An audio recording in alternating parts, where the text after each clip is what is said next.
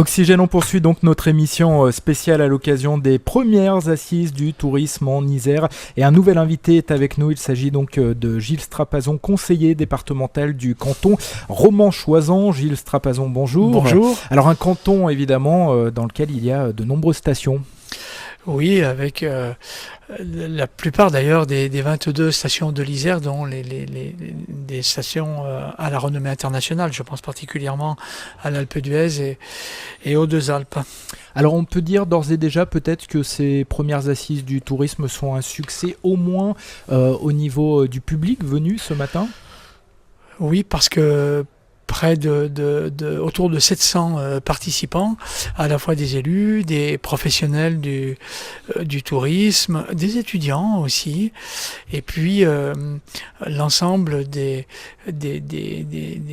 représentants des offices du tourisme, des différentes instances qui ont en charge le tourisme en Isère, y compris de la métropole de Grenoble, qui promeut un autre tourisme, un tourisme plutôt à vocation d'affaires. Alors au conseil départemental, vous êtes dans l'opposition. Qu'est-ce que vous pensez de cette nouvelle politique de développement du tourisme ?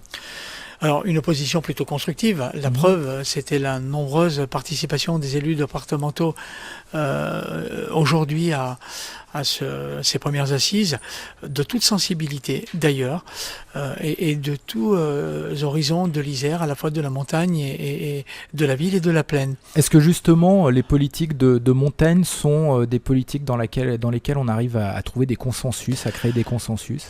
Je crois qu'autour des notions comme le tourisme, comme la culture, il y a consensus.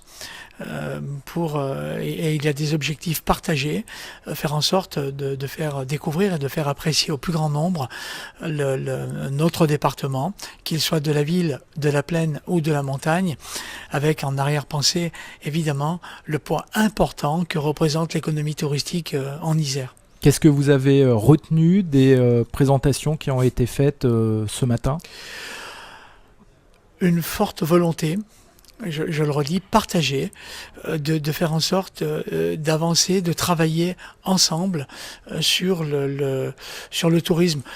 On l'a vu, l'Isère est dans le top 10 aujourd'hui des stations françaises, des départements français, pardon, avec notamment les stations, mais pas que, et une volonté commune de faire en sorte d'améliorer encore cette place avec un exposé très précis à la fois des forces et des faiblesses de notre département, et je crois que c'est là-dessus qu'il faut s'appuyer pour faire en sorte que demain l'Isère soit encore plus attractive qu'aujourd'hui. Alors parmi ces forces, ça a bien été cité quand on demande au public français mais également international ce qu'ils connaissent de l'Isère, reviennent souvent les deux grandes stations internationales, celle de votre canton, l'Alpe d'Huez et les Deux Alpes.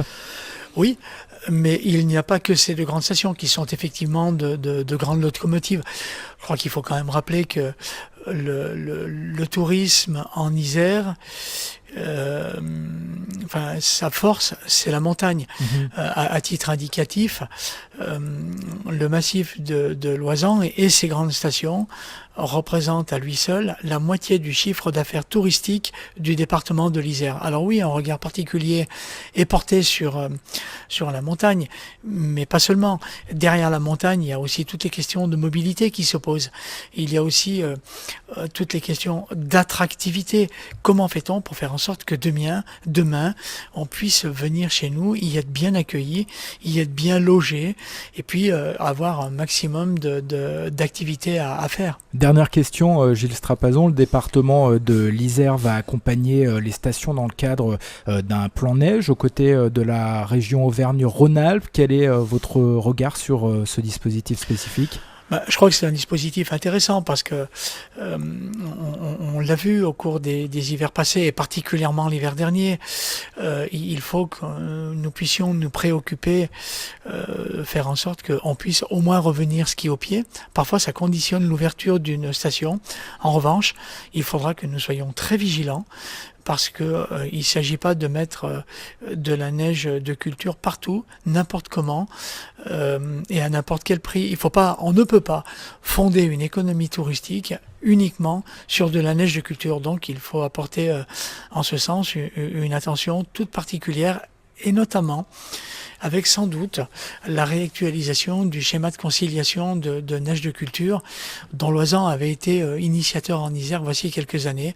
Je crois qu'il faudra réactualiser tout cela et faire en sorte que oui à la neige de culture, mais encore une fois pas à n'importe quel prix. Merci beaucoup donc Gilles Strapasson, conseiller départemental du département de l'Isère. À bientôt. Merci beaucoup.